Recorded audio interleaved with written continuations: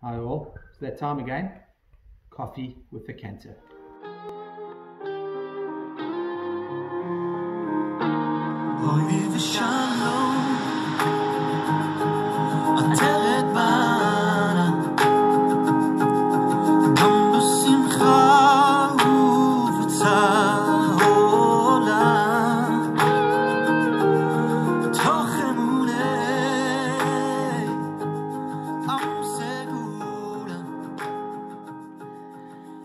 Coffee with a Cantor.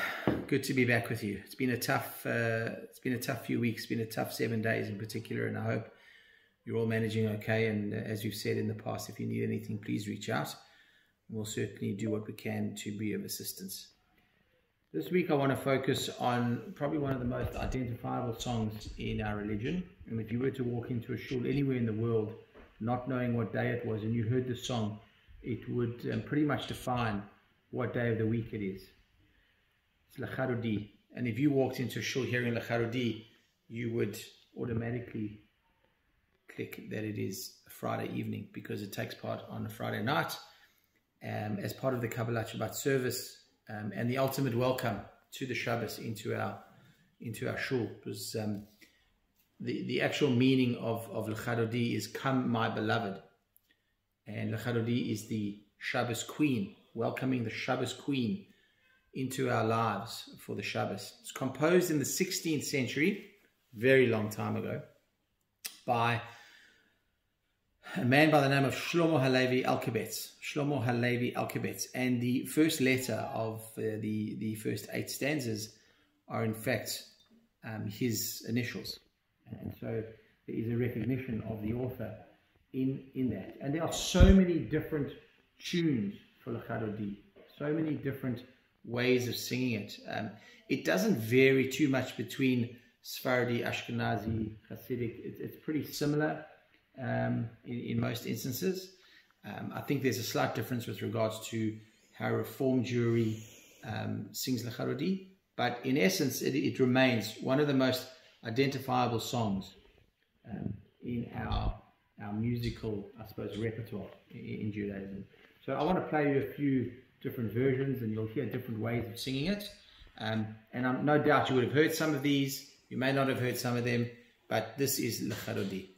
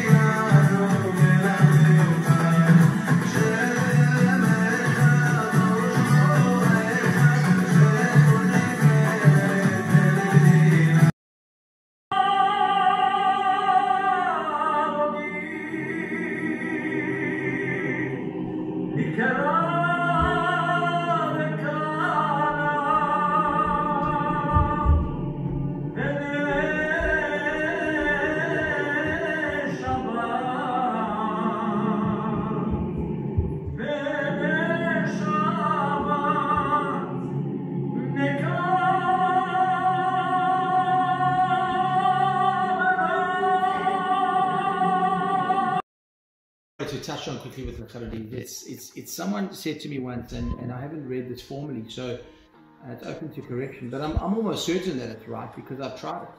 And that is that this was composed with the idea that pretty much any tune could be sung to these words. You would have seen in the past we've done a few different themes, Shabbos at South Corfield Shul, and we've used tunes from those themes. The famous one at the moment doing the rounds is obviously Leonard Cohen's Hallelujah being sung in Lecharudi, and generally it is a song that you can pretty much apply any tune to, which makes it a very enjoyable tune, and many shuls around the world go to great lengths as a focused song to ensure that cousin choir or cousin and community, however you're structured, really focus on Lecharudi as a point as a focal point for the Friday night service. And so it's I encourage you all to be part of this, by the way. You know, it's a song that should be sung by everybody. And that is primarily why we sing Boy Shalom at the end. We turn around and face generally the entry to the shul, the door to the shul. We would then welcome the Shabbos bride officially, and we bow and we turn and we bow again. And that is again an acknowledgement of the reverence of the Shabbos Queen. There were times I've heard stories in temple times, you would notice often that a chazan or the choir changes the tune after Hitor Ari and before they go into Lote Boshi, the tune changes. And there's a couple of discussions as to why that is, but generally the meaning, the one that I've generally understood is that there's a change from the meaning of it, and so we represent that change by changing up the tune at Lote Boshi. And it's also at this point where maybe in temple times or before, certain shuls now have dancing around the bimmer at this time, Lote Boshi, there's dancing, because in way back when, congregants would actually leave their shul, go into the fields to welcome the Shabbos bride back in. And they would be dancing in the fields, and it would be very simchadik and very lebedik. So I'm not too sure how you feel about walking, running out of the shul and dancing in the streets. It's a little bit impractical in our times. But it's a beautiful, beautiful tune.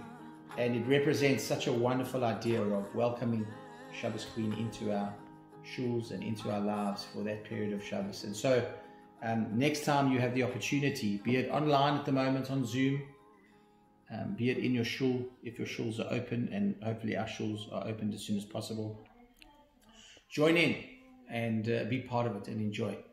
See you next week.